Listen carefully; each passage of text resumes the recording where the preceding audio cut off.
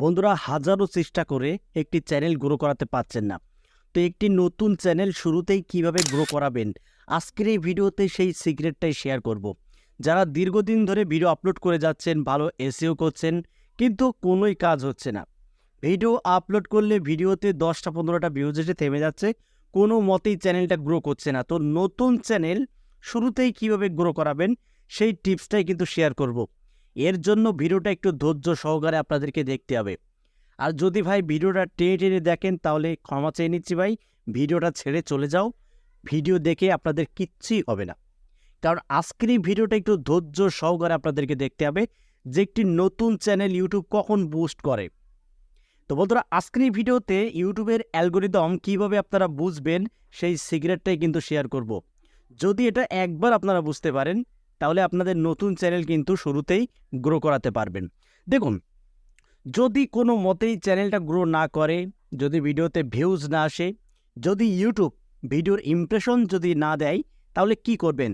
First যে কাজটা আপনারা করবেন সেটা হলো নতুন একটি ফোন নাম্বার দিয়ে একটি জিমেল আইডি তৈরি করতে হবে। আমি চ্যানেল খোলার কথা বলছি কিন্তু, যে কিভাবে চ্যানেল খুললে তাড়াতাড়ি গ্রো করে। দেখুন বন্ধুরা, নতুন একটি ফোন নাম্বার দিয়ে একটা নতুন জিমেল আইডি ক্রিয়েট করতে হবে। ঠিক আছে? পুরাতন ফোন নাম্বার দিয়ে বা পুরাতন জিমেল আইডি দিয়ে কখনো একটা চ্যানেলকে ক্রিয়েট করবেন না।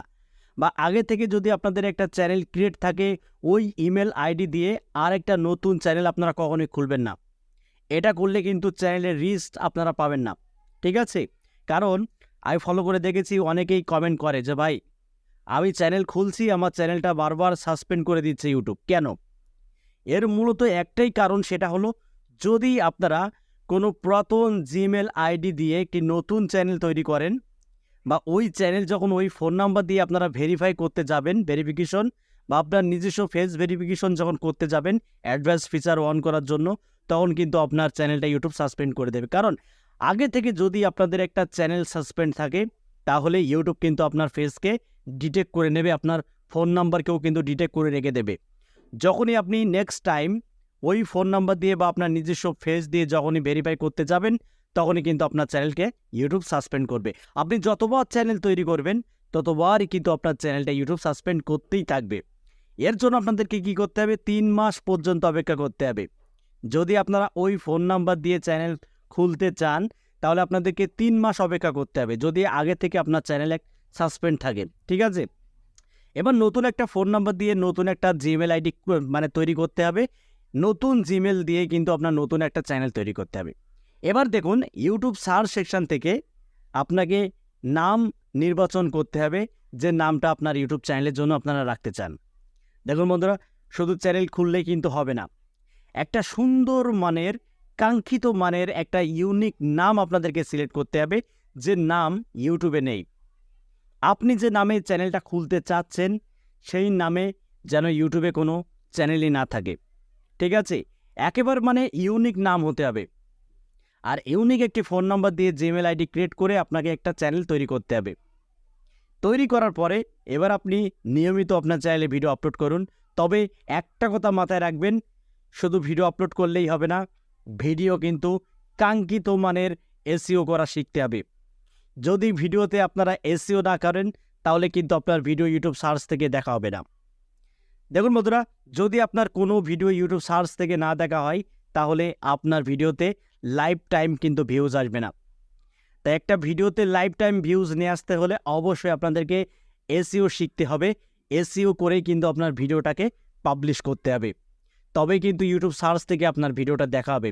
আর যদি আপনার 10টা ভিডিওর মধ্যে যদি একটা ভিডিও ইউটিউব সার্চে পড়ে যায়, তাহলে বন্ধুরা রাতারাতি আপনার চ্যানেলটা গ্রোথ কিন্তু বেড়ে যাবে।